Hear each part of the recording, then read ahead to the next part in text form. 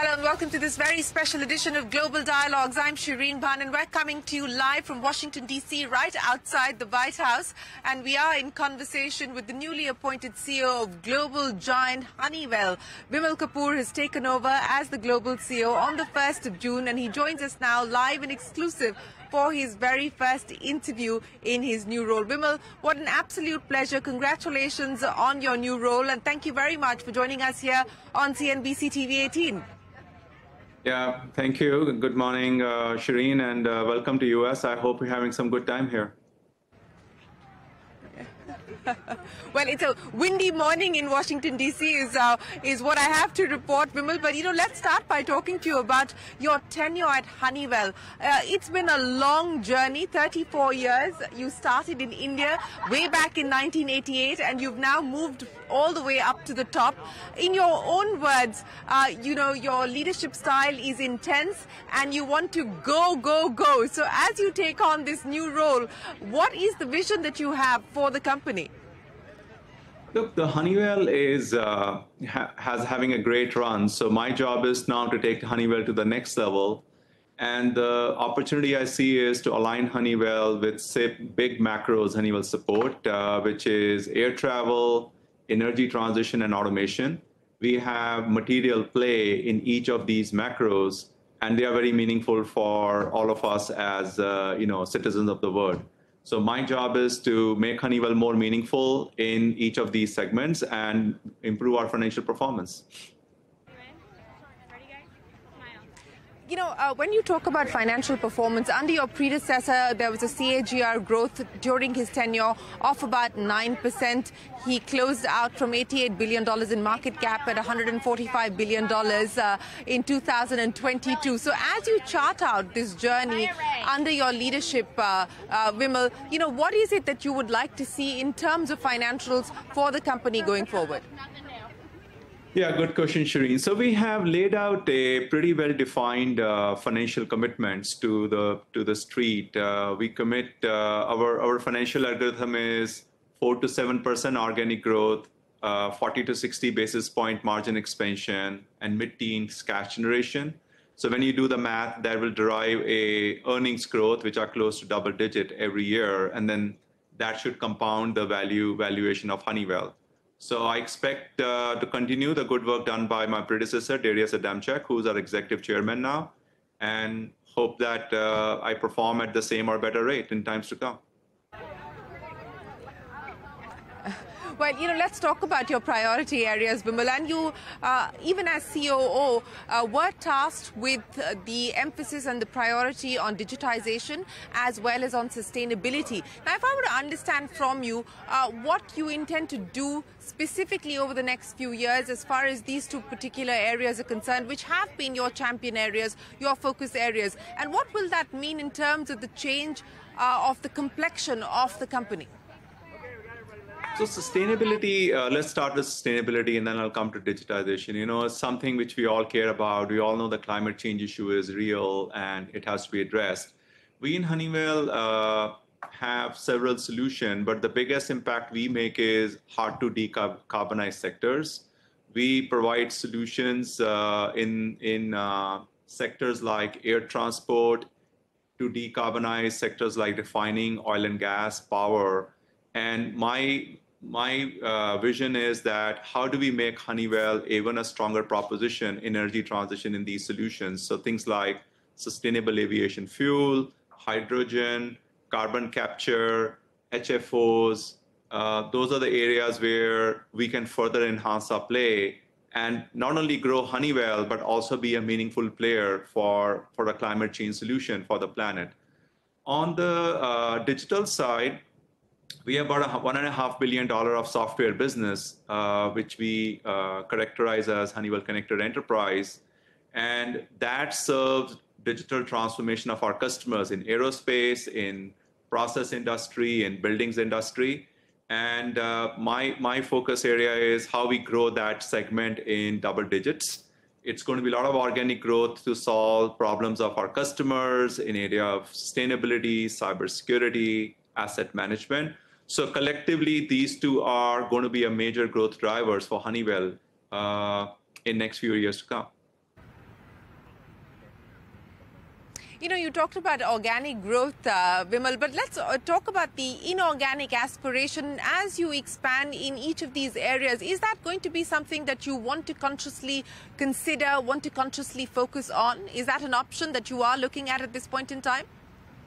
Absolutely. Look, Honeywell, we constantly look at our portfolio transformation. It's important that we look what's relevant for our customers and our shareholders, and we constantly look at targets which can, make our portfolio more contemporary. So we're actively working on pursuits, but as you know that M&A deals are always, probability is still you don't get to the finish line. So it will be a priority, absolutely. And we'll, of course, do it with the responsibility to keep our shareholders' value intact. And at the same time, we want to make our portfolio more relevant in the times to come. You know, I'll get to the portfolio relevance in just a second, but I want to understand from you what the world looks like from your perch at this point, Vimal. Continues to be fairly uncertain, continues to be volatile.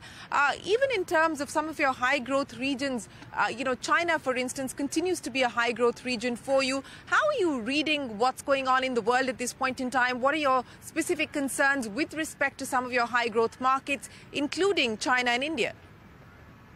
So I would say that when we look at the world from Honeywell lens, the end markets we serve are doing very well.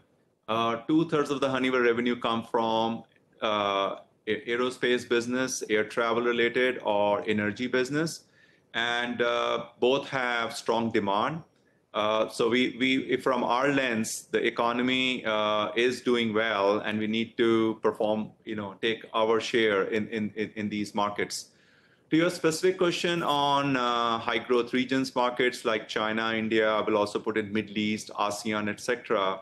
I would say for most part, we see strong growth, better than mature markets in many of these regions.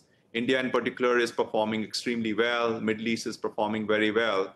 China, we are counting on strong recovery post-COVID because China is about a year behind the rest of the world in COVID recovery. And we do expect a strong 2023 in China. So overall, we have a pretty material play in high growth regions, and we continue to expect to perform better there in the times to come. Vimal, let's talk about India, because you talked about how India is performing well and doing well in the Honeywell portfolio. Now, in terms of the kind of opportunities that you see, especially with regards to the climate transition, the energy transition aspect that you just spoke of, digitization as well, aviation, of course, a big market now with orders being placed by companies like Air India and others.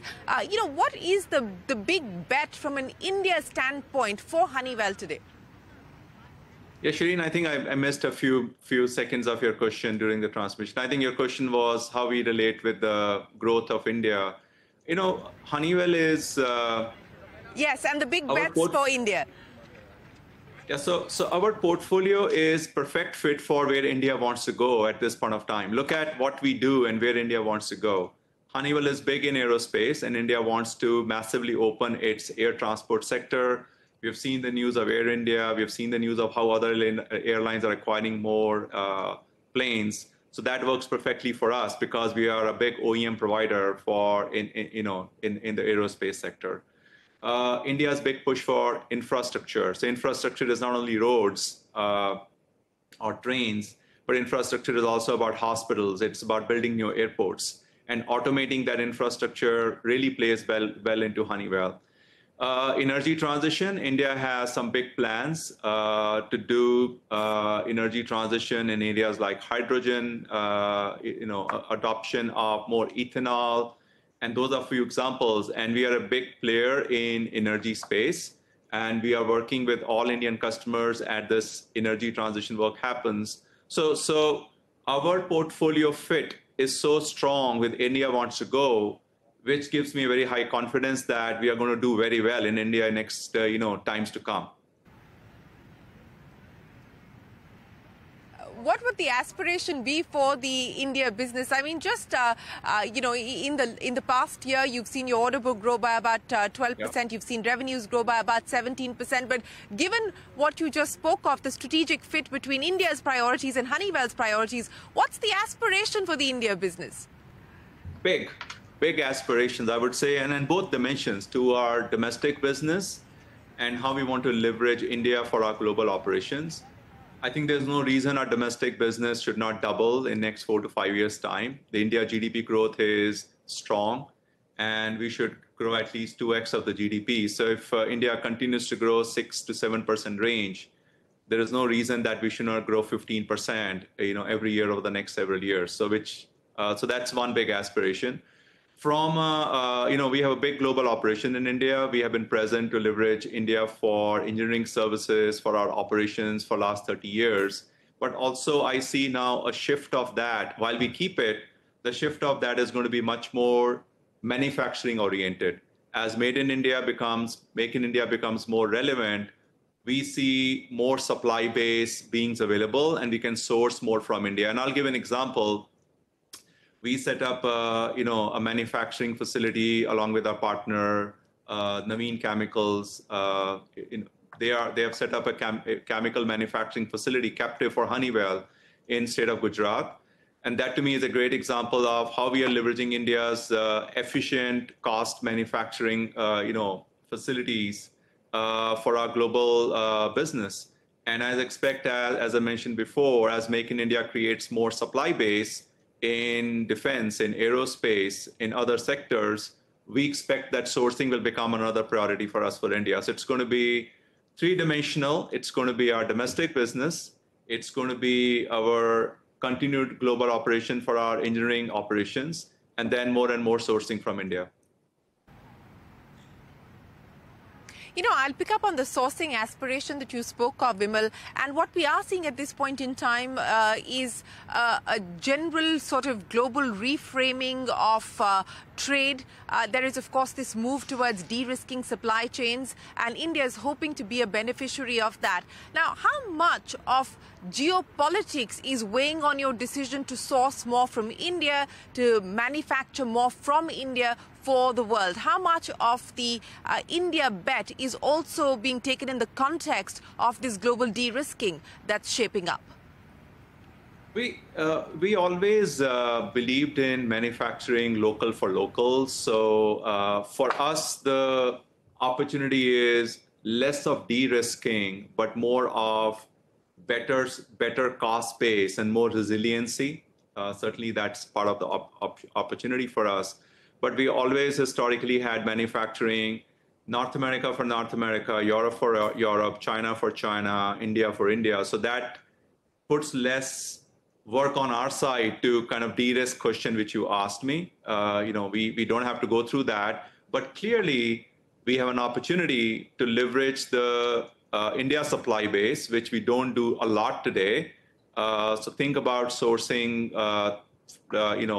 castings, plastic parts, chemicals, electronic products. I think the opportunity on that front is way bigger for companies like Honeywell.